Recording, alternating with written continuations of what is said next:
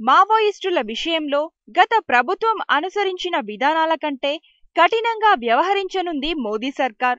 మావోయిస్టులతో చర్చలు జరుపుతామని, సమస్య పరిష్కారానికి ఎంతవరకైనా సిద్ధమన్న అప్పటి హోంమంత్రి చిదంబరం మాటలకు, ఇప్పటి హోంమంత్రి రాజ్నాథ్ మాటలకు చాలా తేడా కనిపిస్తుంది.